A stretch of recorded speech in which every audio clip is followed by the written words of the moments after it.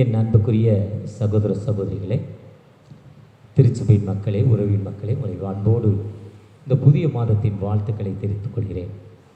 கர்த்தரின் சமாதானம் உங்களோடு இருப்பதாக. சமாதானத்தின் கர்த்தர் உங்களை எல்லா நிலையிலும் ஆசீர்வதிப்பாராக. கடந்த 5 மாதங்களை முடித்து 6வது மாதத்திற்குள் வந்திருக்கிறோம். கடந்த 2025-26க்கான கல்வி ஆண்டை முடித்து நம்முடைய பிள்ளைகள் +2 எழுதியிருக்கலாம், 10th எழுதியிருப்பாங்க, பப்ளிக் எக்ஸாம், காலேஜ் முடிச்சிருப்பாங்க, காலேஜ் முடித்து வேலைக்கு போயிருப்பாங்க, காலேஜ் முடித்து வேலைக்கு போன மக்கள் திருமணம் செய்திருக்கலாம். நம்முடைய பிள்ளைகள் கடந்த வருஷத்தில் ப்ரீகேஜி, யூகேஜி போயிருக்கலாம். இந்த வருஷத்தில் புதிய ஒரு வகுப்புக்குள்ளே போக போகிறாங்க. புதிதாக என்னுடைய பிள்ளை நீண்ட நாள் பிள்ளை இல்லாமல் கொடுத்தீங்கப்பா, அந்த பிள்ளையை நான் பள்ளிக்கு அனுப்ப போகிறேன்னு அந்த ஏக்கத்தோடு இருக்கலாம். ஏக்கத்தோடு இருக்கிற நாம் இன்றைக்கி கல்விக்கு தேவையான ஃபீஸ் இல்லை. நேற்று ஒரு மிஷனரியை நேற்று இரவு அரக்கோணத்தில் பார்த்தேன். நேற்று இரவு கூட்டத்துக்கு போயிருக்கப்போ ஒரு வருஷத்தில் அவர் அங்கேருந்து ரொம்ப தூரம் மாற்றிட்டாங்க. ரொம்ப தூரம் மாற்றுறப்போ அந்த ஊரில் போய் பிள்ளைகளுக்கு ஃபீஸ் கேட்டாராம். ஒரு பிள்ளைக்கு 65,000 ரூபாயாம், ஒரு பிள்ளைக்கு 60,000 ரூபாயாம், வீட்டுக்கு வாடகை அட்வான்ஸ் 35,000 ரூபாயாம், அவருக்கு சம்பளமோ 25,000 ரூபா. ஐயா, நான் இதை வச்சுக்கிட்டு எத்தனை ஃபீஸ் நான் எப்படி கட்டுவது, எப்படி படிக்க வைப்பது எனக்கு தெரியலையேன்னு ரொம்ப கவலைப்பட்டார். பொதுவாக இன்றைக்கி அதுதான் நிலைமை. காலேஜில் கவர்மெண்ட் ஃபீஸ் 2,000 சில்லற ரூபா, 5,000 ரூபா, 1000 ரூபா, 7,000 ரூபா. அதே இது ப்ரைவேட் காலேஜுக்கு போனால் 40,000, 50,000, 1 லட்சம், 5 லட்சம், 1 கோடி வரையும் போகுது. நம்ம போகிற ஸ்பீடை பொறுத்து, தேடுற காலேஜை பொறுத்து, தேடுற ஸ்கூலை பொறுத்துலாம் இருக்குது. எல்கேஜிக்கு 1,4 லட்ச ரூபா கூட ஃபீஸ் இருக்குது. எல்கேஜிக்கு 1,4, 1.5, 2 லட்ச ரூபாங்கிறாங்க. ஒருவேளை இப்படிப்பட்ட நிலைமையில் நாம் கண்ணீரோடு ஒரு சிலர் இந்த வருஷத்தில் எனக்கு 2 பிள்ளைகள் இருக்காங்க, 3 பிள்ளைகள் இருக்காங்க, இந்த வருஷத்தில் சரியான வேலை இல்லை, வருமானம் இல்லை, ஏக்கத்தோடு நான் இருக்கிறேன் என்று நாம் ஆண்டவரை நோக்கி பார்க்க வந்திருக்கலாம். அந்த ஆண்டவர் ஒரு காலம் கர்த்தரை நம்புகிறவன் கைவிடப்படுவதில்லை. இன்றைக்கி நான் என்ன பேசலான்னு காலையில் 5 மணி ஆராதனை முடித்து அதுக்கப்புறம் என்எம்எஸ் மீட்டிங் போயிட்டு என்எம்எஸ் மீட்டிங் முடித்து வர்ற வழியில் என்னுடைய காரில் உட்காந்து வேதத்தை திருப்பி, ஐயா கார்கிலாருக்கு போகிறேன், அந்த மக்களுக்கு நான் என்னப்பா சொல்லணும்னு கேட்குறப்போ சங்கீதம் 46 எனக்கு ஆண்டவர் நான் திருப்புறப்போ சங்கீதம் 46 வந்துச்சு. என்ன சொல்கிறாருன்னா, அந்த 1வது வசனத்தை வாசிங்க. தேவன் நமக்கு லார்ட் இஸ் ரிஃப்யூஜ், தேவன் நமக்கு அடைக்கலம். அடுத்து என்ன சொல்கிறாரு? ஆபத்து காலத்தில் அனுகூலமான துணைமா. அனுகூலம்னா என்ன தேவையோ அந்த துணையா. அடுத்து என்ன சொல்கிறாரு? வாசிங்க 1. மலைகளே நிலை பெய்ந்து போனாலும், சமுத்திரம் நிலை பெய்ந்து போனாலும் நான் கவலைப்பட வேண்டாம். 7வது வசனத்துக்கு வந்தீங்கன்னா 7, 11 ஒரே வார்த்தை தான் சொல்லப்பட்டிருக்கும். சேனைகளின் கர்த்தர் நம்மோடு இருக்கிறார். யாக்கோபின் தேவன் நமக்கு எந்த அடைக்கலமானவர்னு சொல்கிறார். லார்ட் இஸ் வித் அஸ், இம்மானுவேலராக சேனைகளின் கர்த்தர் நம்மோடு இருக்கிறார். யாக்கோபின் தேவன் நமக்கு ஆசீர்வதிக்கிற ஆண்டவர்னு சொல்கிறார். ஒருவேளை நாம் எப்படிப்பட்ட கஷ்டங்களில் இருந்தாலும், எப்படிப்பட்ட வேதனையில் இருந்தாலும் அந்த ஆண்டவர் நம்மோடு இருக்கிறார். அந்த ஆண்டவர் நமக்கு ஆசீர்வதிக்கிறார். திருவிழியத்தில் இவ்வாறு சொல்கிறார், கடவுள் நமக்கு அடைக்கலமும் ஆற்றலுமாய் உள்ளார். ஆற்றல்னா பவர். இடுக்கணுற்ற வேளைகளில் நமக்கு உற்ற துணையும் அவரே. 7வது வசனத்தில் படைகளின் ஆண்டவர் நம்மோடு இருக்கிறார், யாக்கோவின் கடவுளை நமக்கு அரண் என்று சொல்கிறார்.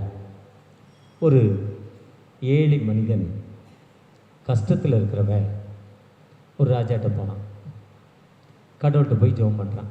ராஜா கடவுள் கொடுக்குறவங்க என்னப்பாங்கிறார், ரொம்ப கஷ்டத்தில் இருக்கிறேன், எனக்கு உதவி செய்யுங்க. உடனே அவர் உனக்கு எவ்வளோப்பா வேணுங்கிறார். எவ்வளோ இருந்தாலும் பத்தாது, ரொம்ப கஷ்டம்னு சொல்கிறான். உடனே ஒரு 5 லட்ச ரூபாய் எடுத்து அவன்கிட்ட கொடுக்குறார். 5 lakhs. 500 ரூபா நோட்டு 10 கட்டு, ஒரு பேங்க் பார்சல் 10 கட்டு ஒன்றா சேனல் போட்டு கட்டியிருப்பாங்க. பெரிய மோட்டா சேனல் போட்டு புது நோட்டு எடுத்து கொடுக்குறாரு. அதை அப்படி வச்சுக்கிட்டு அப்படி வந்துக்கிட்டு இருக்கப்போ வழியில் ஒரு திருடன் அதை பிட் பாக்கெட் எடுத்து போயிட்டான், திருட்டிட்டு போயிட்டான். கடவுளை பார்க்கலாம். இல்லாமல் உங்கள்கிட்ட வந்தேன், வந்தோடனே 10 லட்சம் கொடுத்தீங்க, 5 லட்சம் கொடுத்தீங்க, அவன் பிடிங்கிட்டு போயிட்டான், என்னப்பா கடவுளேன்னு பண்ணிவிட்டு வீட்டுக்கு போயிட்டான், தோத்திரம் சொல்லிட்டான், கவலைப்படவே இல்லை. யோவான் 14:1 உங்கள் இதயம் சொல்கிறார், do not worry about your God.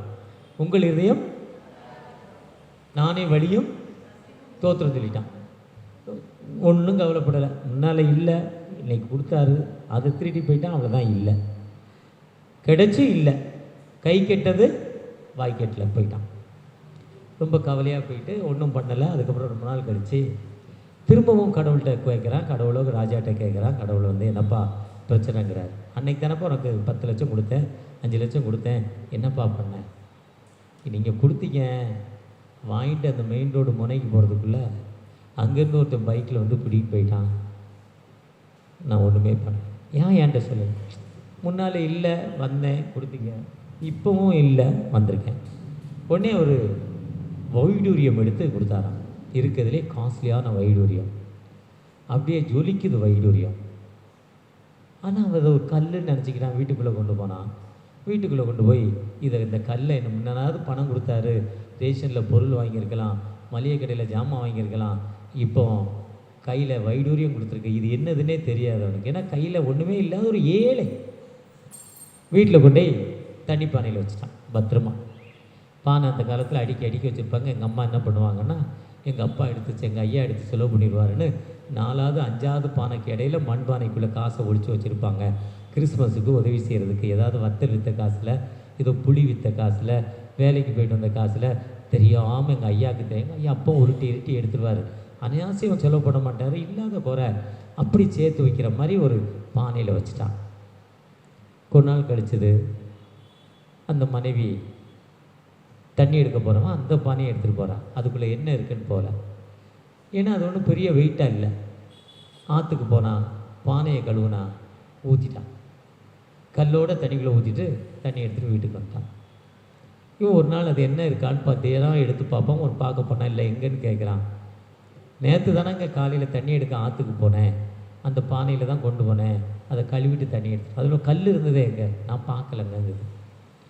நமக்கு கொடுப்பேன் அவ்வளோதான், இன்னும் விட்டுட்டான். விட்டுட்டு திரும்ப கடவுள்கிட்ட போனான். என்னப்பா பிரச்சனை? முதல்ல காசு கொடுத்தீங்க, திருட பிடிங்கிட்டு போயிட்டான். இப்போ ஏதோ ஒரு கல்லை கொடுத்தீங்க, அந்த கல்லை என்ன செய்கிறதுன்னு எனக்கு தெரியல, அதை கொண்டு போய் நான் பானைக்குள்ளே வச்சுருந்தேன். என் மனைவி தெரியாமல் காற்றுக்கு தண்ணி எடுக்க போனான். என் மனைவி பானை கழுவி ஆற்றுல போட்டுட்டா. அதனால் என்னை அதுவும் போயிட்டு ஏதாவது உதவி செய்யுங்க. உனக்கு அதிகமான காசு கொடுத்தா உன்னையால் வேலை செய்ய முடியல, அதனால் உனக்கு கொஞ்சமாக தரேன்னு ஒரு 500 300 கையில் கொடுத்து விட்றாரு. இன்றைக்கி இருக்க விலைவாசியில் 500 300 ஒன்றுமே பண்ண முடியாது. அந்த அளவுக்கு விலைவாசி வந்துக்கிட்டே இருக்கான். அந்த ஆற்றுல மீனை பார்க்குறான். சரி, நமக்கு கடவுள் கொடுத்தாரு, இந்த ஆற்றுக்கு ஏதாவது உதவி செய்யலான்னு வரியில் பொறி வாங்கி அங்கே இருக்க மீனுக்கு போடுறான். அந்த மீனுக்கெல்லாம் போட்டால் அந்த ஒரு மீன் அந்த பொரியை சாப்பிட வருது. சாப்பிட வந்த மீன் அந்த பொரியை ஒழுங்க முடியாமல், மூச்சு முடியாமல் தண்ணியில் ஒரு மாதிரி ஏக்கமாக கிடக்குது. என்னடா ஏக்கமாக இருக்குன்னு அந்த மீனை பிடிச்சு பார்த்தா அந்த மீன் வயிற்றுக்குள்ளே அந்த வைடூரிய கல் இருக்குது. அந்த வைடூரிய கல்லை எடுக்கிறான். அந்த 5 லட்சத்தை திருடிட்டு போன அந்த திருடன் வந்து அந்த கரையோரமாக நின்றுட்டு மீண்டும் ஒரு இளிச்சவாயை மாட்டிக்கிட்டான். கையில் வைடூரிய கல் வச்சுருக்கான்னு அதை வாங்க போகிறப்போ அங்கே ராஜா வந்தார். அந்த திருடனை பிடிச்சிட்டார். ஒருவேளை இப்போ உனக்கு 5 லட்சமும் கிடச்சிருச்சு, வைடூரிய கல்லும் கிடச்சிருச்சு. என்னைக்கு தனக்கு கிடைத்ததை பிறருக்கு உதவி செய்தானோ, உதவி செய்கிறப்போ அவன் வாழ்க்கை முன்னேற்றமான வாழ்க்கையாய் மாறிட்டு. ஒருவேளை இன்றைக்கி தமிழ் பழமொழி இவ்வாறு சொல்லுது, தாம் பிள்ளையை பூரா பிள்ளையை ஊட்டி வளர்த்தா தாம் பிள்ளை. இன்றைக்கி கல்விக்கு ஃபீஸ் இல்லாமல் எவ்வளோ பிள்ளைகள் கஷ்டத்தில் வேதனையில் இருக்கிற நமக்கு, அந்த பிள்ளைகளுக்கு நம்மளால் முடிந்த ஒரு உதவி செய்ய ஆண்டவர் அழைக்கிறார். நம்ம திருச்சபையில் நம்ம உறவின் மக்கள், நம்ம சகோதர சகோதரிகள் இன்றைக்கி எவ்வளவோ செய்கிறப்போ ஆண்டவர் நமக்கு எந்த அடைக்கலமானவர், எல்லா நிலையிலும் நம்மை பாதுகாக்கும் ஆண்டவர். அந்த ஆண்டவர் ஒரு காலம் நம்ம என்ன பண்ண மாட்டார், கைவிட மாட்டார். நம்ம பிறருக்காக நம்ம உதவி செய்கிறப்போ நம்மை உயர்த்தும் ஒரு உயிருள்ள ஆண்டவர். அந்த ஆண்டவர் எல்லா நாளிலும் நம்மோடு இருந்து நமக்கு என்ன பிரச்சனையோ அந்த பிரச்சனையான நேரங்களில் கடவுள் நமக்கு விடுதலை கொடுக்கும் ஆண்டவர். நமக்கு இருப்பதை நாம் பிறருக்கு பகிர்ந்து கொண்டிருப்போம். ஆதி கிறிஸ்தவர்கள் அப்போஸ்தலர் 4ஆம் அதிகாரத்தில் முதலாவது இயேசு கிறிஸ்துவை ஏற்றுக்கொண்டு ஞானஸ்நானம் பெற்று பரிசுத்த ஆவியின் வல்லமை பெற்ற மக்கள் தங்களுக்கு இருப்பதை கொண்டாந்து திருச்சபையில் வைத்து அங்கே இருக்க அப்போஸ்தலர் பாதங்களில், ஊழியர்களுடைய பாதங்களில் வைத்து தனக்கு இருப்பதை பகிர்ந்து கொண்டார்கள். வாரத்தின் கடைசி நாள் மாலையில் சர்ச்சுக்கு வந்தாங்க. எல்லாரும் உணவு கொண்டு வந்தாங்க. பிரித்து சாப்பிட்டாங்க. பிரித்து சாப்பிட்டு இருப்பதை பகிர்ந்து பிறருக்கு கொடுத்தாங்க. அப்படி பகிர்ந்து பிறருக்கு கொடுக்குறப்போ அந்த மக்களுக்கு ஒன்றும் குறைவுபட்டதில்லை. அந்த மக்களுக்கு ஆண்டவர் எல்லா நிலையிலும் உயர்த்தும் ஆண்டவர். எப்போ நாம் ஆண்டவருக்காக கர்த்தருடைய வேதம் என் கால்களுக்கு தீபமும் என் பாதைக்கு வெளிச்சமாய் மாறுதுன்னு சொல்கிறோமோ, அந்த வேதத்தின்படி நடக்கணும்னா நீங்கள் நானும் நமக்கு இருப்பதை பகிர்ந்து கொள்கிற மக்களாய் முடிந்த அளவு நாம் பிறருக்கு பகிர்ந்து கொடுக்கிற மக்களாய் மாறுறப்போ ஆண்டவர் நம்மை உயர்த்தும் ஆண்டவர். அடுத்த மாதம் மிஷன் மந்த். தென்னிந்திய திருச்சபை சென்னை பேராயத்திலும் சரி, எல்லா பேராயங்களும் மிஷன் மந்தாக கொண்டாடப்படுகிற ஒரு காலம். ஏன்னா இயேசு கிறிஸ்து கூட வாழ்ந்த தோமா இந்த தேசத்துக்கு வந்தார். அவர் வந்தது ஜூலை. இயேசு கிறிஸ்து கூட அதுக்கப்புறம் 1709 ஜூலை 9 சீங்கன் பார்க் நமக்கு தமிழில் மொழிபெயர்த்து பைபிளை கையில் கொடுத்தவர். ஆசியா கண்டத்தில் முதலாவது மொழிபெயர்க்கப்பட்ட மொழி தமிழ். தன் வாழ்வை அர்ப்பணித்து எவ்வளவோ மக்களுக்கு அவர் தான் முதலாவது பிரிண்டிங் மிஷன், பெண்களுக்கு கல்வி, தையல் மிஷன், பெண்களுக்கு ஸ்கூல், புது புது காரியங்கள், விடுதலைக்காக போராடினார். ஜெர்மன்லேருந்து வந்தார், இங்கிலாந்துலேருந்து பணம் வாங்கி, யூரோப் கண்ட்ரிஸ்லேருந்து நிறைய ஹெல்ப் வாங்கி மக்களுக்காக தன் பணியை ஆற்றினார். அதனால தான் அவர் ஒரு நாள் அவரை கயவர்கள் பிடித்து கொண்டார்களாம். அந்த தரங்கம்பாடி கடந்த வருஷத்துக்கு முந்தின வருஷம் நம்ம சர்ச்சிலேருந்து போயிருந்தோம். நீங்கள் யாராவது வந்தீங்களா எனக்கு தெரியல. அந்த கடற்கரையோரமாக ஒரு சிலுவை இருக்கும். அந்த சிலுவை பக்கத்தில் அவர் வர்றப்போ எதிரிகள் வாள், அருவா, வீச்சு, கம்பு எல்லாம் வச்சுக்கிட்டு அவரை தாக்க வந்துட்டாங்க. ஒரு 150 பேர் அடிக்க. அவர் நடுவில் நிற்கிறார். சீகர்பால் என்ன செய்கிறதுனே தெரியல. அவர் எனக்கு ஒத்தாசை வரும் பருவதங்களுக்கு நேராக என் கண்களை ஏறெடுக்கிறேன் என்று என் நெருக்கத்திலே கர்த்தரை நோக்கி அழைக்கிறேன், என் தேவனை நோக்கி அமைய முடிகிறேன். தேவன் நமக்கு அடைக்கலமும் ஆபத்து காலத்தில் அனுகூலமான துணையுமானவர் வார்த்தையின்படி அந்த தேவன் சேனைகளின் கர்த்தர் எங்களோடு இருக்கிறார் வார்த்தையின்படி 2 கைகளையும் வானத்துக்கு நேராக உயர்த்தி தன் கண்களை பரத்துக்கு நேராக அவர் உயர்த்தி ஜெபித்தாராம். ஜெபிக்கிறப்போ வானத்திலிருந்து ஒரு இடி முழக்கம் வந்துச்சான். ஒரு பயங்கர பவர் லைட்டு வந்துச்சான்.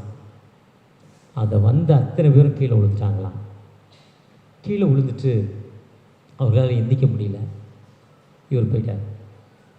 அடுத்த நாள் எத்தனை பேர் வந்தாங்களோ அடுத்த நாள் அத்தனை பேரும் அவர்கிட்ட வந்து மன்னிப்பு கேட்டு ஞானஸ்தானம் ஏற்றுக்கொண்டு இயேசுவை ஏற்றுக்கொண்டார்களாம். அத்தனை பேரும் ஏற்றுக்கொண்டார்களாம்.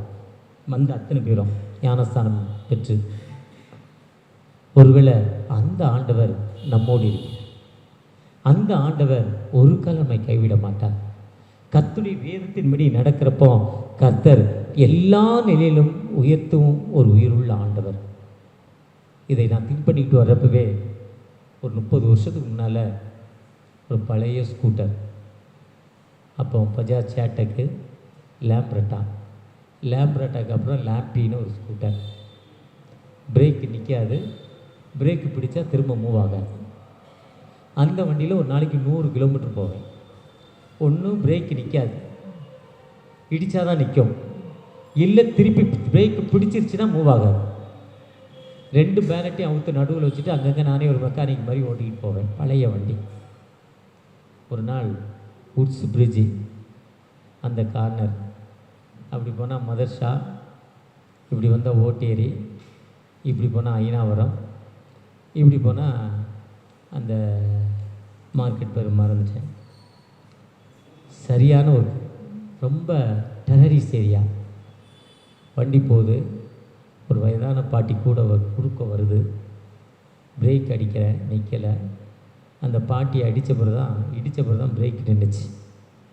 வயதான பாட்டி, ஏழை. நானும் கீழே விழுந்துட்டேன். என் சட்டெல்லாம் கிழிஞ்சிட்டு எனக்கு ரத்தம் வருது. மாலை நேரம், நான் வியாபாரம் பண்ண காசு என் கையில் இருக்குது. கீழே விழுந்தோன்னு நினைக்கிறேன், இன்றைக்கி அடி, சரியான அடி கிடைக்கும், பணம்லாம் போயிடும், என்ன கடவுளையே செய்வதுன்னு நினச்சிக்கிட்டே கீழே விழுறேன். கீழே விழுந்த ஒரு 20-30 செகண்டில் ஒருத்தர் வந்தார். பக்கத்தில் ஒரு டீ கடை. டீ குடித்த ஒரு வேகமாக வந்தார், என்னையை தூக்குனார். அவரும் ஒரு 50-55 வயது, எனக்கு ஒரு 22-23 வயது தான். 55 வயது பெரியவர் வந்தார், வேகமாக என்னை தூக்குனார். என் பைக்கை எடுத்தார், ஸ்டாண்ட் போட்டார். கீழே விழுந்த டப்பாலாம் எடுத்தார், என் பொருளெல்லாம் எடுத்து வண்டியில் போட்டார். நிற்காத, சீக்கிரம் போயிடுனார். அந்த அம்மா விழுந்திருக்கு, நான் எப்படிங்க போகிறேன், ஓயாங்கிறார். அவரே அந்த வண்டி பிரேக் பிடிச்ச வண்டி நிற்காதுன்னு சொன்னால, நிற்கலை, அது மூவ் ஆகாது. அவரே தள்ளி விடுறாரு, போங்கிறார். தள்ளி விட்டார், தள்ளியே ஸ்டார்ட் பண்ணி விட்டார். அடிபட்ட ரத்தத்தோடு அந்த இடத்தை விட்டு கடந்து வந்துட்டேன். ஒருவேளை இன்றைக்கி இந்த சங்கீதம் 46 திங்க் பண்ணுறப்போ எனக்கு இதுதான் ஞாபகத்துக்கு, தேவன் நமக்கு அடைக்கலமும் ஆபத்து காலத்தில் அனுகூல துணையுமானவர். எப்போ நாம் பிறருக்காக நம்ம வாழ்வை அர்ப்பணிக்கிறோமோ அப்போ எல்லா நிலையிலும் உயர்த்தும் உயிருள்ள ஆண்டவர். இந்த கல்வி ஆண்டில் எவ்வளோ பிள்ளைகள் பள்ளிக்கு போக முடியாமல், படிக்க முடியாமல், ஃபீஸ் கட்ட முடியாத நிலைமையில், யாரும் உதவி செய்யாத முடியாத நிலைமையில் எவ்வளோ பிள்ளைகள் இருக்காங்க. அந்த பிள்ளைகளுக்கு நாம் உதவி செய்கிற மக்களாய் ஆண்டவர் உங்களை அழைக்கிறார். ஒருவேளை அந்த அப்படிப்பட்ட அர்ப்பணிப்போடு ஜெபத்தோடு நம்ம வாழ்க்கையை அர்ப்பணிக்கிறப்போ, நமக்கு இல்லைங்க, எனக்கே இல்லைங்க, நான் எப்படிங்க கொடுக்கறதுன்னு கேட்காம முடிந்ததை பகிர்ந்து கொடுக்குறப்போ ஆண்டவர் நம்மை உயர்த்தும் ஆண்டவர். அந்த ஆண்டவரை நோக்கி பார்ப்போமா. மறவாமல் நினைத்தீரையா, மனதார நன்றி சொல்வே. மறவாமல் நினைத்தீரையா, மனதார நன்றி சொல்வே. இரவும் பகலும் என்னை நினைத்து இதுவரை நடத்தினீரே. இரவும்